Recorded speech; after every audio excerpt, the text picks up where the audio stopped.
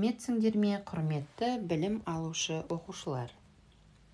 Бүгін көркем еңбек сабағы, 3-ші бөлім дизайн және технология.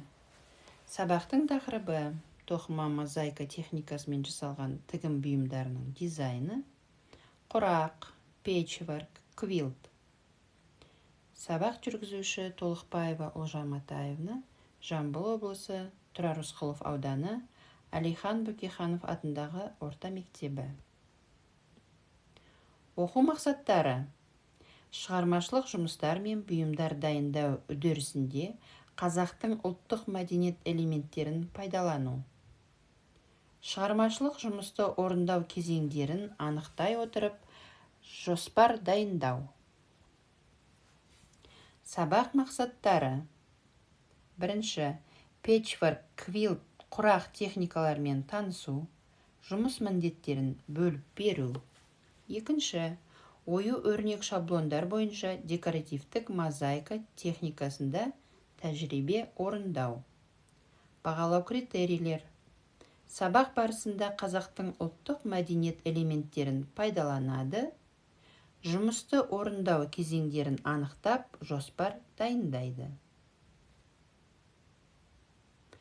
Мына суретте балалар не көріп тұрмыз? Кәнекей біраз ой жүгіртейік, ойланайық. Суреттерге қараңдар, оларды не біріктіреді? Олар қандай техникада орындалған? Иә, дұрыс, әрине, мұнда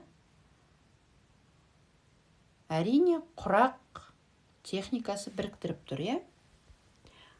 Қараңыздар, бисерден жасалынған, тастан, матадан, былғарыдан, пластиктен, матадан және плиткадан жасалынған құрақ техникасы. Бұны мозаика түрінде жасалынған техникаға да жатқызамыз. Құрақ құрау. Орысша лоскутное шитье, ағылшынша quilting.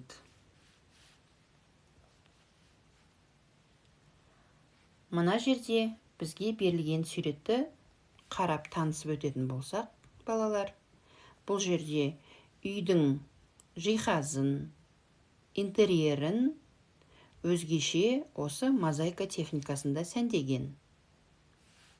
Бұл жерде әрине біз дизайнерге жүгінеміз. Дизайн жобалап, дайындауды, яғни идеядан оны жүзеге асыруға дейінгі барлық әрекетті қамтитын үдеріс. Дизайнер ол мамандық. Дизайнер дизайн үлгісін жасайтын маман. Тігін бұйымның дизайны болады. Ол бұйым